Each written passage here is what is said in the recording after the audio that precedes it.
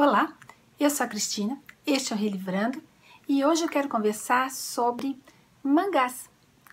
Bem-vindas!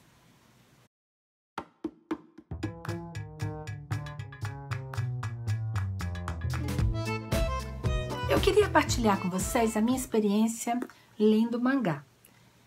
Claro que eu já conhecia mangá porque os meus filhos leram muito, eu comprava bastante para eles e eu folheava tal, mas eu nunca li uma série de mangá do começo ao fim, como eu fiz agora com o Akira, que é esse daqui.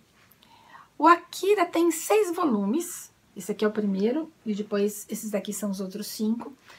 Eu pedi emprestado na biblioteca, não quis comprar não, porque são relativamente caros até. E aí eu gostei muito. Esse aqui, aliás, foi uma indicação da Tatiana Feltrin. Os 2 mangás que eu li foram, né? Ela faz vídeos falando de mangás e quadrinhos, e aí eu peguei a indicação dela. Eu queria realmente ler um mangá para saber como que era, como que funcionava isso, né? E aí eu fui aprender algumas coisas. O mangá tem 2 classificações gerais. Tem várias, mas essas são as mais abrangentes. Eles são classificados em shounen e shoujo. Shounen é um mangá voltado para o público infanto-juvenil masculino, que tem uns traços um pouco mais cartunescos, que fala de aventura, que fala de comédia, esportes. Então eles são bem poluídos até, como esse daqui, como o Akira, né? Tem bastante coisa na mesma página, no mesmo quadrinho. Os mangás não são como os comics americanos, que tem um número X de quadrinhos, né, por página, e eles são, assim, são sempre iguais, sempre dispostos da mesma maneira. Aqui não. Aqui depende do que o autor quer dizer, depende da intensidade que ele quer dar para o assunto naquele momento, ele muda a disposição dos quadrinhos, tá bom? Então, esse quadrinho, o shounen, eu acho que o Akira, né, é um shounen, eles são bem mais dinâmicos. O shoujo já é voltado para o público infanto-juvenil feminino, também fala de aventura, mas também fala bastante de romance, que pode ser num mundo fantástico ou não. E os traços já são um pouco mais leves, um pouco mais menos poluídos. Só que não para por aí, né? Os mangás também são voltados para o erotismo, para relações homoafetivas, masculinas e femininas, e por aí vai. Tem várias classificações, tá bom? Mas a gente vai falar aqui um pouquinho mais do Akira. A história do Akira se passa numa Neo-Tóquio, que é uma Tóquio pós-Terceira Guerra Mundial. Uma Neo-Tóquio já semi-destruída pela guerra e também invadida pelas gangues. E uma dessas gangues vai ter 2 garotos, o Tetsu e o Kaneda, que são os protagonistas da série, que vão viver várias aventuras e vão conhecer o Akira, que é um garotinho, um menininho mesmo, que é muito estranho até, e que tem alguns poderes que a gente não sabe bem se são sobrenaturais ou não.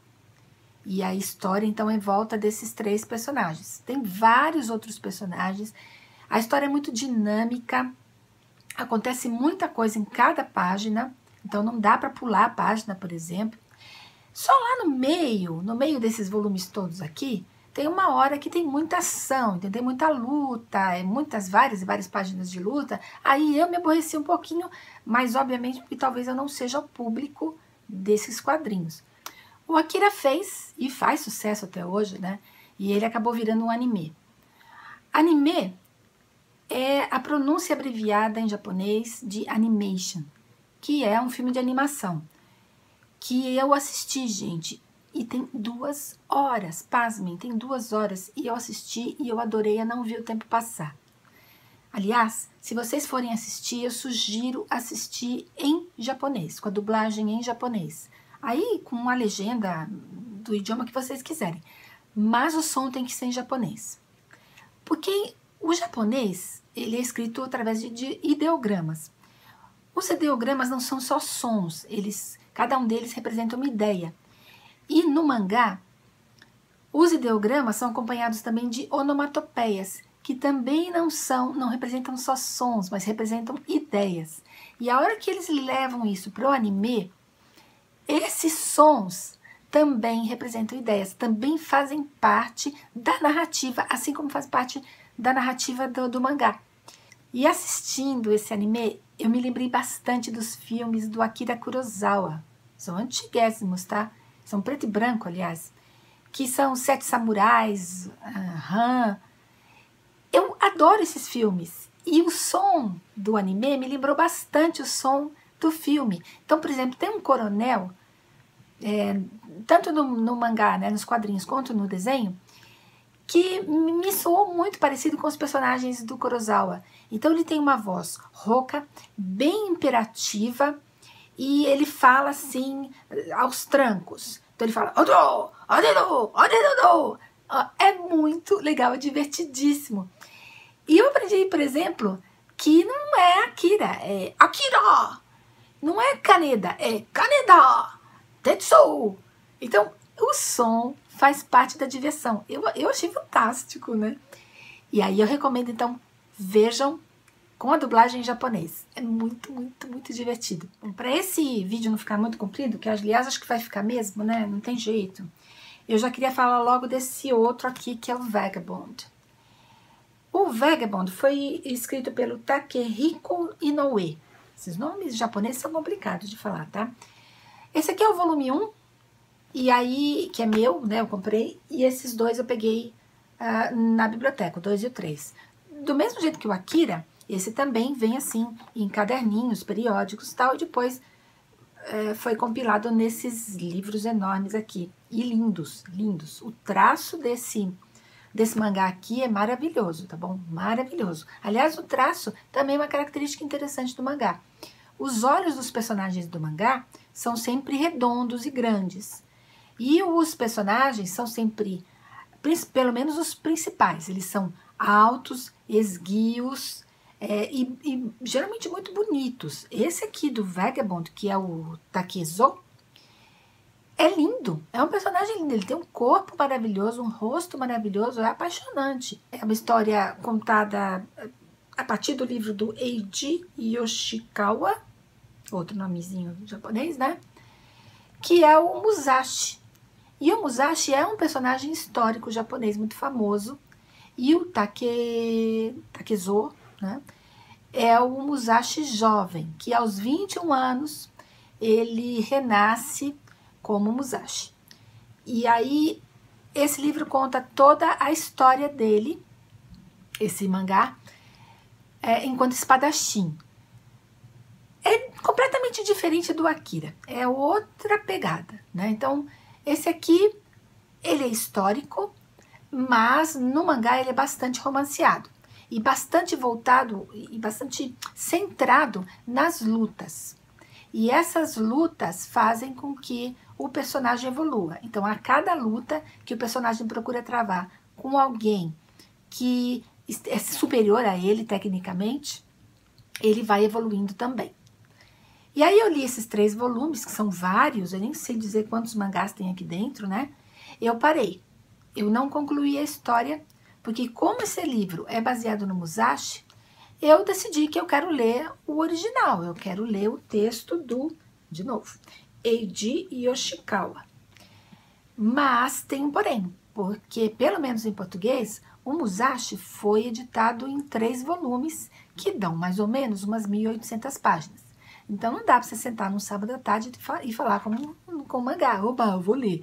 Não dá, porque é um projeto, né? São 1.800 páginas, 3 volumes, de uma literatura um pouquinho diferente, com uma cultura bastante diferente. Então requer realmente um projeto de leitura.